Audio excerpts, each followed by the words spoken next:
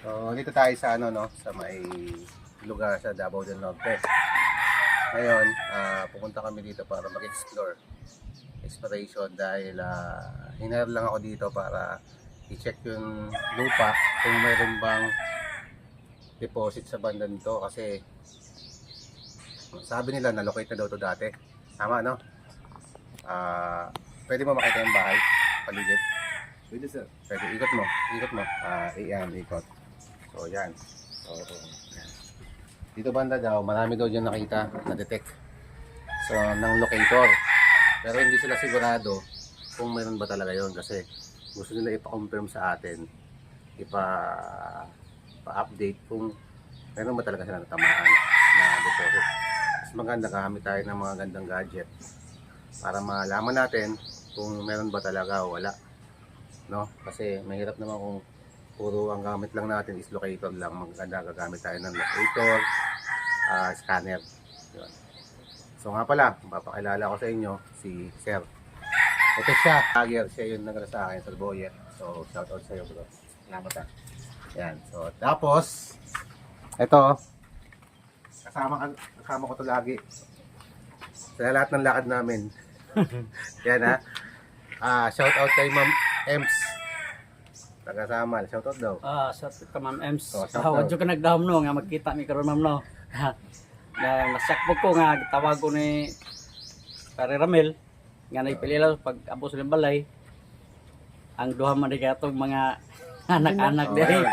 Kasama kami dito ngayon sa site kaya hanggang mamaya kami dito. Ma'am, shout out, salamat. Peace out tayo lahat mga ka-TH, no? So mag-umpisa kami ngayon. So ngayon, may tinusok tayo na doon. Ma'am, ito yun, no? Kasi tinusok ko yan kasi GDI. Yung GDI na yan, siya ang makakaalam kung mayroong deposit dito o wala. Nag-set ako ng 300 meters. Malaki ang 300 meters. Circumference ba? Ibig sabihin yung lawak ba? Paikot. 360 degree. So nakabasa siya ng mayroong deposit. Ang tanong, saan yan? Sa 300 meters, saan yung deposit na yan? Hindi ko alam kung dito ba o dyan banda. So ang gagawin natin, locate natin siya. Hanapin lang natin ko siya kung saan tuturo. At doon. Ibig sabihin, pag doon tumuro at doon nag-ikot-ikot namin locator natin, may possible na yun ang target natin. So yan lang ginamit. Gold din ma'am, gold ang nakalagay dyan. Ibig sabihin, gold ang na-detect ko. May detection po? Oh, meron. Nasa nagamit tayo ng compass kasi kuha tayo ng tamang search ba to? Ibig sabihin, ito yung north, ito yung south, ito yung south, ito yung east, ito yung west. Tama? North to, north, south, east, and west. So bakit ko kinukuha yung orientation na yan? Kasi ang dowsing kailangan magsisimula yan sa 0 degree. Ibig sabihin 12 o'clock. North kasi, ikot tayo pabalik. Ito ba? So kung nasa north ako, ikutan ko siya. Yan o. Ikutan ko siya. Ayan. So ibig sabihin sir, meron tayong allocation sa south orientation. Yung banda. Hahanapin lang natin yan kung saan banda dyan. No? Isa lang na orientation. Ito ha.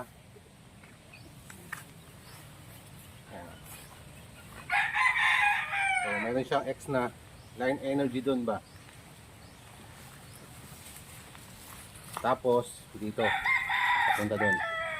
So dalawa ha. Isa doon, mukhang lalabas na to dito, mukhang tignan natin. Ayan o.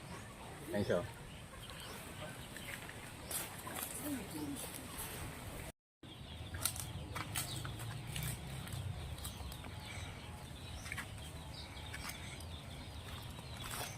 Yung mo sir na apat na stick.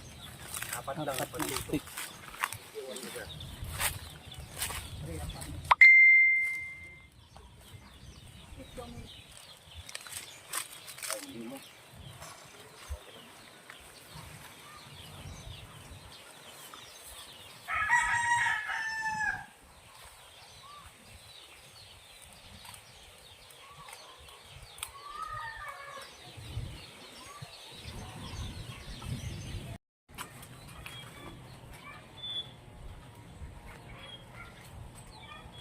Diba? Ali ko siya. Oh, yan o. Tandaan ko ulit ito Kasi kung mayroon yan, tuturo yan dyan. Saan mo ngayon? Wala, te.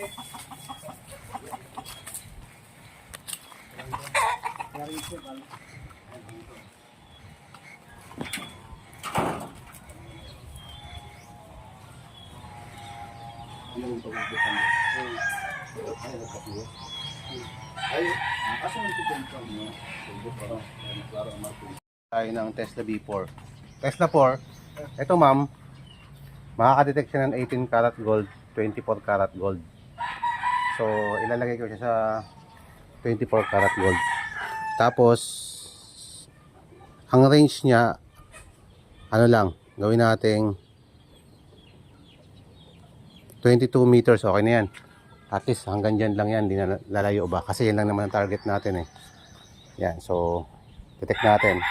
Tapos yung meter, ang lalim nasa 18 meter. Naka-adjust na rin yan ng 18 meter. Hindi pa sigurado, hindi pa yan. Oo. Meron pa tayong gagamitin ng mga dalawa pang gadget. Oo. Oo, tingnan mo maigi Sabihin mo Oo. Tingnan mo maigi Oo.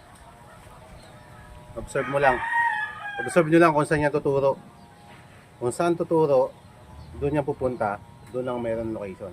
Target natin ito mga 1, 2, 3. Tama? Observe mo lang. Observe lang Susundan ko lang siya kung saan meron Yan natin. So, ano tinutunan na agad?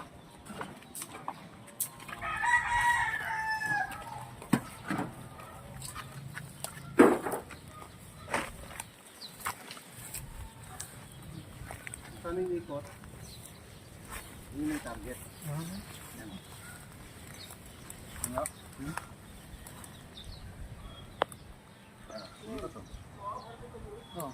Yung usok. Saan nakatusok? Ba? Oo. Sa gitna. Nasa gitna ako.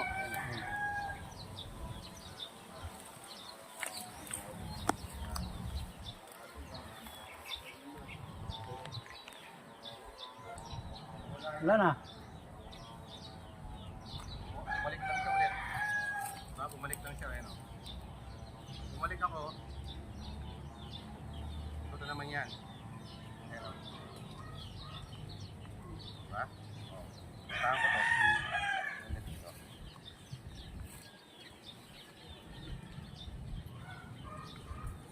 Sugo. Dati palang bahay. Saan natin yan?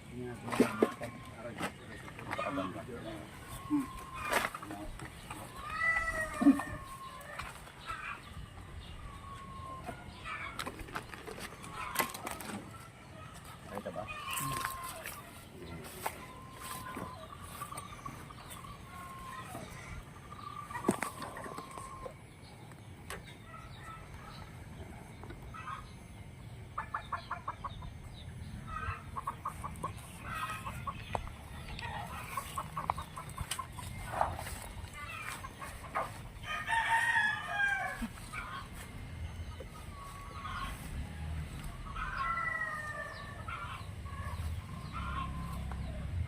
Ito gamit natin Asuba Proton Elite LB8. Suba LB.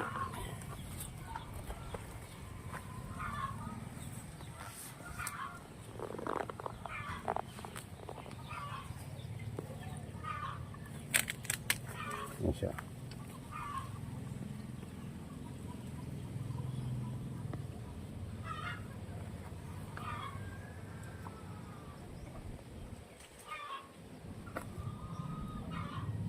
Tubig pala dito, no? Dami. No? Ababaw ng tubig ba? Hmm? Daming tubig ba? Tubig no, kanang kon. Light. Kanang light mo. Ayan yung ano natin, ang target to. Ayan. Malaki pala to, no? Malaki ba?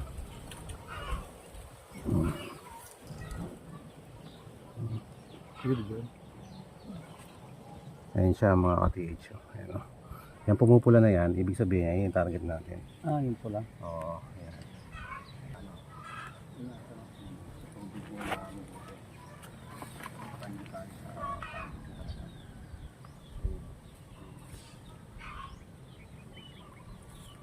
Doon naman. Kaya ng ating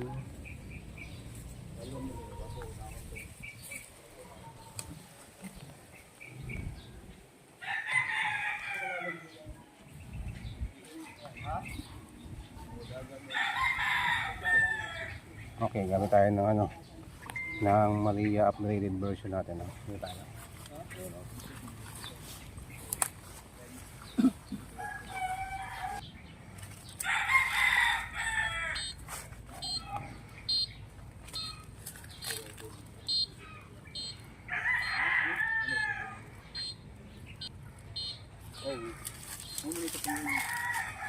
Vlog na ako.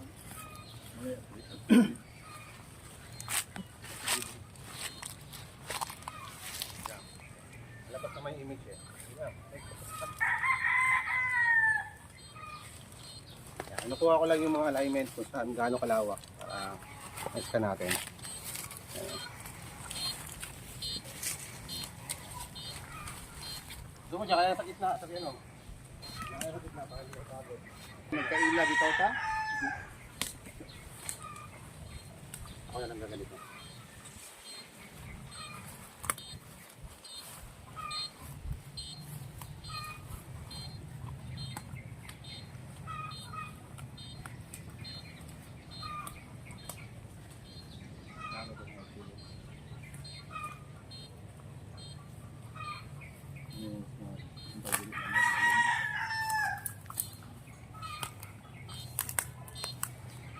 At least na ibal lang din na. Andun po di eh. Wala ko yun. Gawas na wala yun.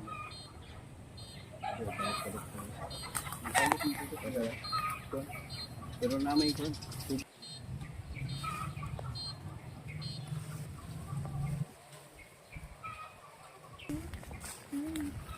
Kanya yung lupa.